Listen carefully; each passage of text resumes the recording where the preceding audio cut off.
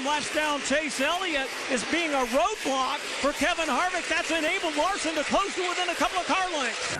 This race is not over as far as who wins it. Kyle Larson has chopped it down to a single car length. They will fight for the lead here with just 6 to go. Well, we saw at Darlington just how hard Kyle Larson will run to try to win a race. He's even with Harvick in turn 3. They're door-to-door. Harvick goes up against the wall. Down on the bottom, it's Kyle Larson. They exit the corner. Harvick holds on with 5 to go. Harvick has won this race a year ago. Larson, a couple of runner-up finishes. He'd like to get a win. Just a car length between them down the backstretch. It'll be 4 laps when they come back to the stripe. It's Kyle Larson diving down to the bottom of the racetrack, desperately trying to get around Kevin Harvick and wrestle away the lead. Byron closing, but he's still 8 or 9 car lengths back. Harvick's advantage as he works the bottom. 2 car lengths over Larson. Larson gets a big run off the banking in turn 2. He now will try to slide up in front of Harvick. He gets the slide job. Harvick now crosses over. He hits Larson. Larson's out of shape as they go to turn 1. Harvick rolled out of the throttle to enable Larson to regain control, but William Byron now slides into the mix. Kevin Harvick roughed him up a little bit, but Larson survives. 2 laps to go. Larson by a car length over Harvick. Harvick a car length back to William Byron. Something tells me it's not over. 1 car length, the advantage for Larson. Now Byron goes to work on Harvick. He's just a half car length back. Larson in heavy traffic now, up to the top of the racetrack. He'll see the white flag. 1 to go here at Bristol. Here comes Byron. He'll get to the inside of Harvick, but Harvick holds him off in turn 1. It is a lead for Larson of about a car length down off of turn 2. Kyle Larson down the backstretch, trying desperately to hold off Kevin Harvick. He exits turn 4. White flag is in the air. Now the checkered flag for Kyle Larson as he picks up his first victory at Bristol Motor Speedway and his 6th win on the season.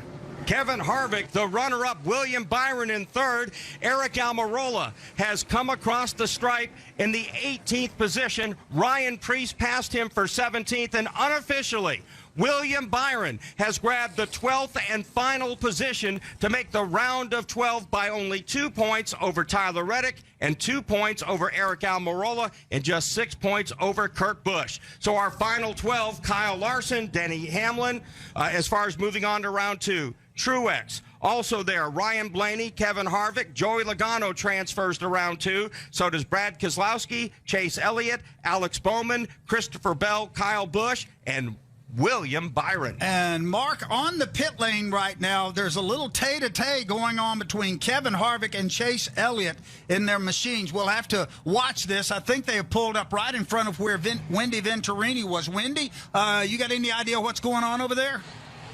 Well, it looks like Harvick is not taking his helmet off. He's getting in Chase Elliott's face. Chase Elliott has his helmet off, now sticking. Chase Elliott putting his finger up against Harvick's helmet right here. Officials have now gathered around them, putting out their arms. They are having words. Harvick, you see Chase Elliott trying to explain something with his hand motions. Harvick still has his helmet on at the moment. And no physical contact. It looks like Harvick is now turning his shoulder, starting to walk away. No, he turned around. They're having more words. And in the meantime, we see Kyle Larson getting out of his car and celebrating with the fans. And now they're beginning to push each other, Wendy, back and forth. It did start to get physical there for a moment.